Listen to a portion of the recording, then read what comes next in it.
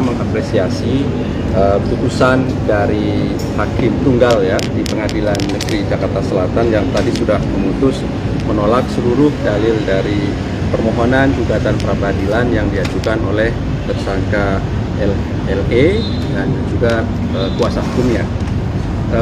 Kami pun sebenarnya sudah sangat yakin dengan proses penyidikan perkara yang sedang kami lakukan ini tentu telah sesuai dengan prosedur hukum yang kami lakukan, dan ini kami juga sudah berulang kali sampaikan seluruh proses yang kami lakukan kami pastikan memiliki dasar hukum yang kuat, termasuk proses-proses yang dilakukan dari mulai pemanggilan, kemudian penangkapan, penahanan, pemeriksaan kesehatan, sampai kemudian kami terus berkoordinasi dengan pihak PBID, Rumah Sakit RSPAD, dan beberapa pihak lainnya.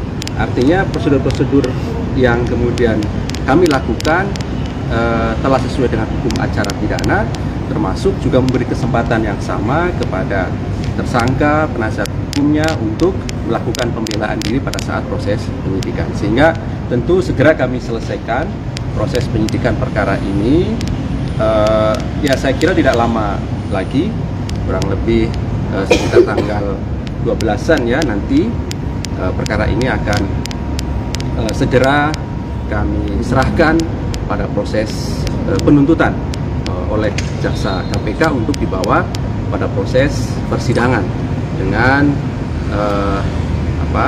pasal-pasal suap, gratifikasi. Nah, untuk perkara dengan tersangka LE ini juga kan sudah kami umumkan bahwa tersangka LE juga telah kami tetapkan tersangka tindak pidana pencucian uang. Ini terus kami lakukan ya, karena tentu kami kembangkan lebih lanjut perkara ini, termasuk juga menetapkan RL sebagai tersangka TPPU, dan juga 2 orang tersangka pemberi.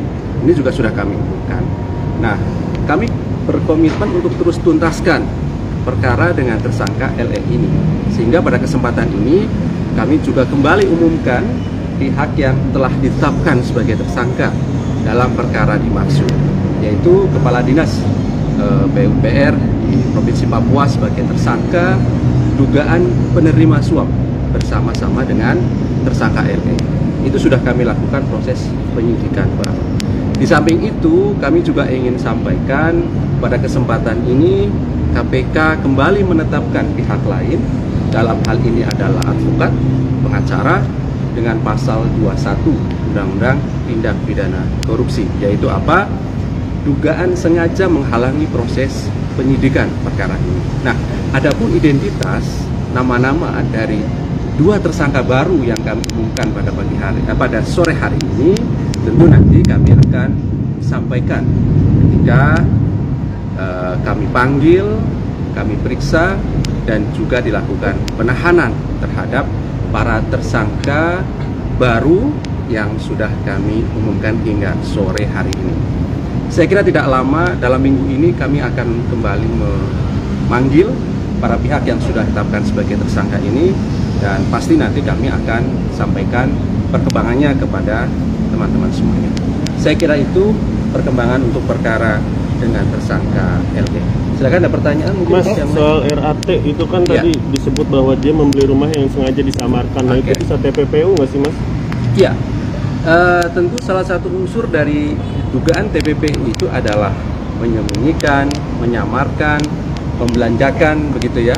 Oleh karena itu, untuk perkara dengan tersangka RAT yang penyelidikannya pada saat itu dari pemeriksaan LHKPN oleh KPK, oleh Kedeputian Pencegahan KPK, naik pada proses penyelidikan di Kedeputian Penindakan, kemudian diteruskan pada proses penyidikan dengan dugaan gratifikasi. Tapi kami pastikan KPK tidak berhenti di situ. Kami pasti akan nanti lari pada proses berikutnya, yaitu tindak pidana pencucian uang. Namun demikian, pasti nanti kami akan sampaikan, kami akan umumkan kepada teman-teman ketika sudah fix gitu ya, alat bukti yang kemudian kami temukan, proses-proses administrasi dari penyidikan ketika kemudian ditemukan 2 alat bukti yang cukup juga sudah siap, pasti kami sampaikan nanti. Mas, ya. yang RAT itu kan sempat rapat